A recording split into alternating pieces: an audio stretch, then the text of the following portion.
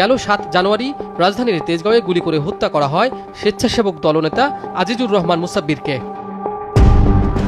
ঘটনার পর এটিকে রাজনৈতিক হত্যা ধারণা করা হলেও একাধিক আসামি গ্রেপ্তারের পর সামনে আসতে থাকে কারওয়ান বাজারের চাঁদাবাজি আর দখলদারিত্বের বিষয়টি।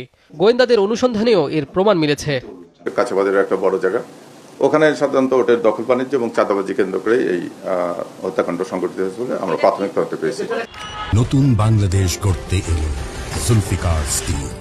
জুলফিকার স্টিল, ইস্পাত দৃঢ় অঙ্গীকার। মুসাব্বির হত্যায় এক শুটার আগেই গ্রেপ্তার হয়েছে। শুক্রবার নরসিংদী থেকে গ্রেপ্তার করা হয় আরেক শুটার মোহাম্মদ রহিমকে। তার কাছ থেকেও গুরুত্বপূর্ণ তথ্য পাওয়ার দাবি করেছেন গোয়েন্দারা। শুটের দুজন করেছে, রহিমও করেছে, জিনাতও করেছে। বলতেছে যে ওখান থেকে আমরা নির্দেশিত হয়েছি।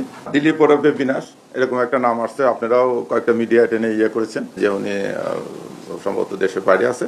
ওরাও এরকম কথাই বলছে উনি আন্ডারওয়ার্ল্ডের একজন আর কি সন্ত্রাসী আর কি। ডিএমপি মিডিয়া সেন্টারে সংবাদ সম্মেলনে জানানো হয়, কারওয়ান বাজারে সক্রিয় রয়েছে ৮ থেকে ৯টি চাঁদাবাজ চক্র। প্রায় ৮-৯টা গ্রুপ আছে ওখানে, বিভিন্ন নামে তারা চাঁদা তোলে। এখন এই সিন্ডিকেটটা ভেঙে দেওয়ার আমরা চেষ্টা করতেছি। কাজী ফয়সাল, চ্যানেল 24, ঢাকা। মনে হয়